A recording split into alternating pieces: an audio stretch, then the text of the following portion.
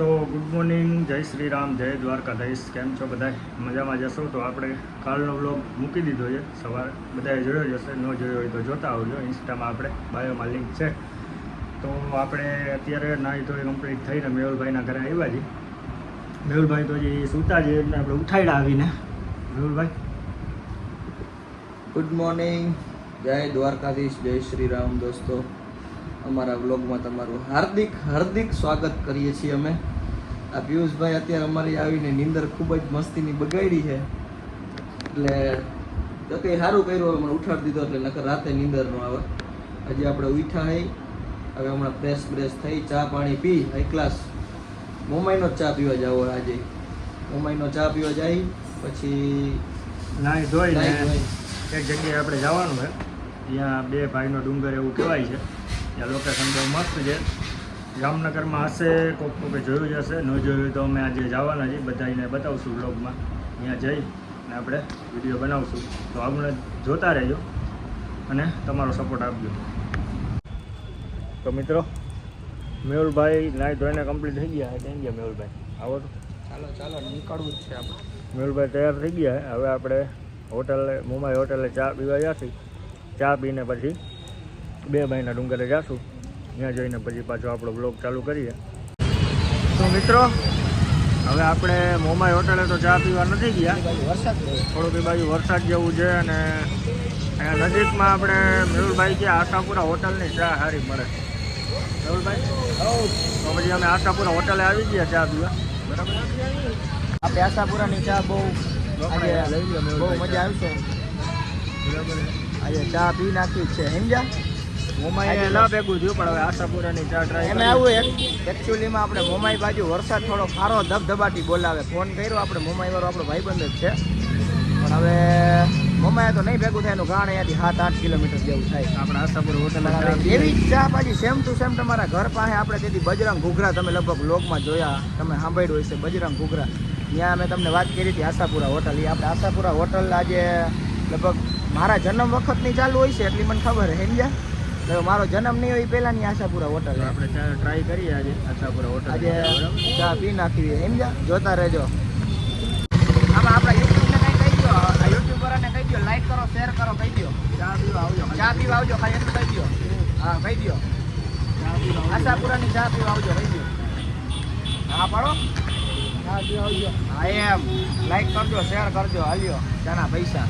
એમ જા કાકાને આજે ફૂલ ફોર્મમાં રાખ્યા, એમ જા કાકાને 20 રૂપિયા દીધા ને એટલે કાકા ફૂલ ફોર્મમાં આવી ગયા.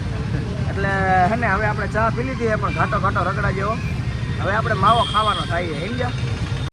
મિત્રો, આપણે આવ્યા હતા ફાટી ખાવા ચામુંડા ડીલર. આપણે આ જામનગરમાં પેલું એવું એટીએમ જોઈ લો, ફાટીનું એટીએમ. જે તમારે ક્યાંય ગામમાં કે તમારા સિટીમાં કે ક્યાંય હોય તો કમેન્ટમાં કહેજો. આપણે ભાઈ આ ચામુંડા ડીલરવાળા ભાઈ, આપણે જામનગરનું પેલું મશીન છે ને ફાટી, પેલું મશીન જે એવું આ ભાઈ કહે છે. આપણે એમની ફાટી લીધી ત્યાંથી, હવે ટ્રાય કરશે આપણે મેહુલભાઈ.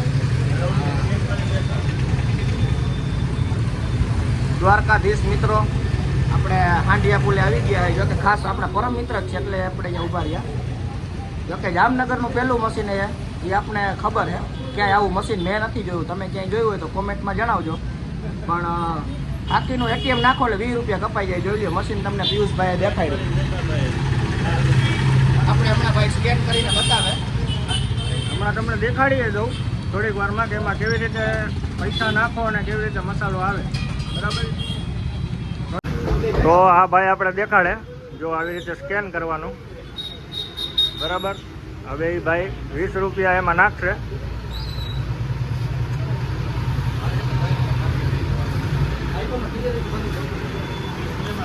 જો 20 રૂપિયા આપણે ભાઈનું પેમેન્ટ થઈ ગયું. હવે પાર્સલ ફાકી જો, હવે અહીંયાથી આવી નથી એટલી વાર છે. આપણે આ ભાઈએ પેમેન્ટ કરી દીધું છે. બરાબર છે, હવે જોઈએ આપણે આમાંથી ફાકી આવે.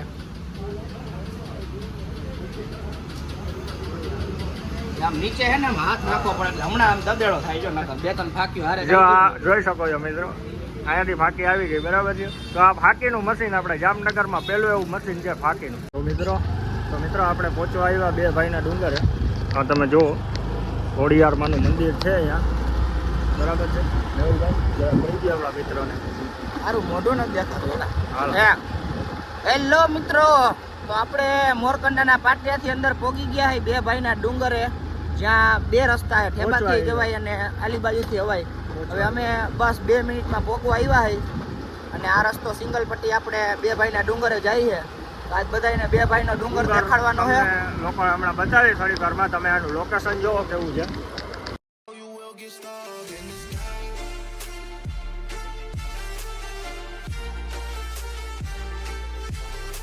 હવે આપણે બે ભાઈના ડુંગરે જઈ, અહીંયા ખોડિયારમાંનું મંદિર છે, અહીંયા જઈને આપણે પાછો બ્લોગ ચાલુ કરીએ. બરાબર ને? ઓકે પિયુષભાઈ. તો મિત્રો આપણે બે ભાઈના ડુંગર પાસે થોડાક પહોંચી ગયા છીએ. તો તમને અહીંયાથી બતાવું કે કેવો દેખાય બે ભાઈનો ડુંગર. તો તમે જુઓ આ સામે દેખાય છે એ જે બે ભાઈનો ડુંગર, ઉપર છે ખોડિયાર માતાજીનું મંદિર. તો આપણે ઉપર જઈને બ્લોગ ચાલુ કરીએ.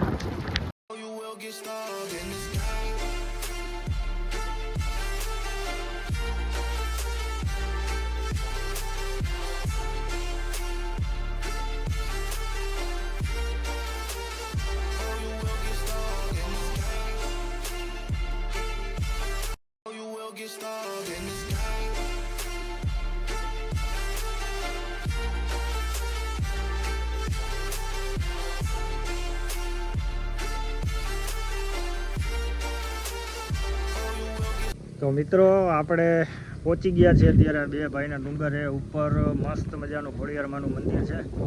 થોડી વારમાં આપણે અહીંયા દર્શન કરીએ. અહીંનો વ્યૂ બહુ જોરદાર આવે છે. મેહુલભાઈ જરા કહી દો આપણા મિત્રોને. તો તમે જોઈ શકો છો કે આપણે ડુંગર ઉપર ગાડી આપણી ચડાવી દીધી હોય એક્ટિવા, કાંઈ ન ઘટે. ને પિયુષભાઈ લીવર માર્યું ને તો 2 જ મિનિટમાં ઉપર આવી ગયા. આમાં કાંઈ ન ઘટે. જો મજા જ આવ્યા રાખે. અહીંયા ડુંગર ઉપરનો નજારો 1 નંબર છે. બહુ જોરદાર વ્યૂ છે. આમ પાછળની સાઈડ છે. હમણાં તમને થોડી વારમાં વ્યૂ પણ બતાવશું. બરાબર ને? વ્યૂ પણ બતાવશું. તો ચાલો દર્શન કરી આવીએ મંદિરમાં. તમને પણ કરાવશું, એવું કાંઈ નથી. દર્શન કરાવશું થોડી વારમાં, પાછા મળીએ. મિત્રો તો તમને મંદિરે આપણે ખોડિયારમાંના દર્શન કરાવીએ. મેહુલભાઈ જય માં ખોડિયાર.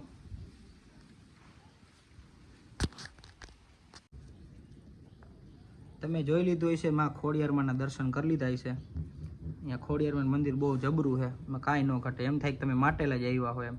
હવે આપણે બીજા દર્શન કરાવીએ. હાલો મિત્રો, આપણે ખોડિયાર માતાજીના દર્શન કર્યા મંદિરમાં. હવે અહીંયા છે મેરખેશ્વર મહાદેવ. તમે જુઓ તો અહીંયાના પણ આપણે દર્શન કરાવીએ.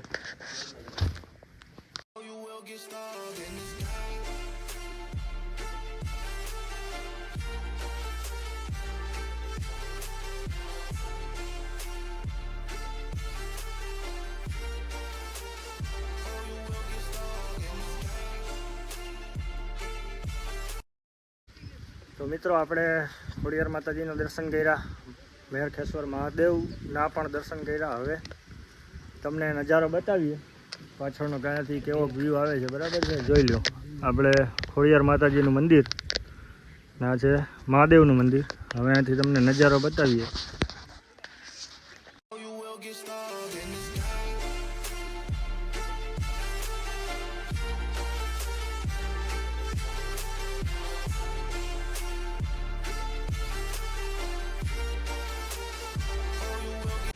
તો મિત્રો તમને અહીંયાનો નજારો બતાવ્યો, કેવો લાગ્યો એ એકવાર કોમેન્ટમાં કહેજો. મેહુલભાઈ થોડું ઘણું કહી દો આપણા મિત્રોને. તો મિત્રો તમે બધું જોયું જ હશે કે નજારો કેવો છે, શું મંદિર છે. ઉપર ભોળાનાથનું મંદિર છે.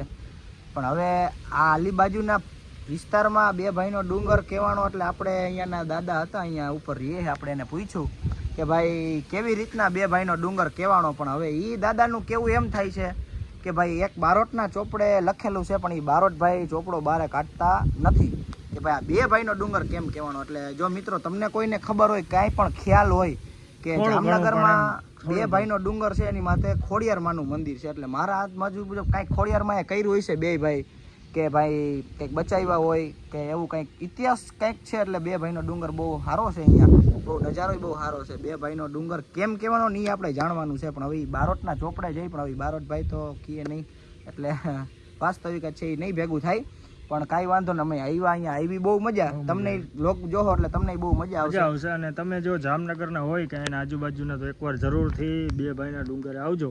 ખોડિયાર માતાજીનું મંદિર છે, મહાદેવનું મંદિર છે, દર્શન કરવા આવજો અને આ જે નજારો છે એનો પણ મજા માણજો. અને એક વસ્તુ છે કે હાઈતમ આઈટમ હમણાં આવે જ છે, એમાં કાંઈ નહીં, ફર ફજાકડામાં બેહવાનું છે આપણે.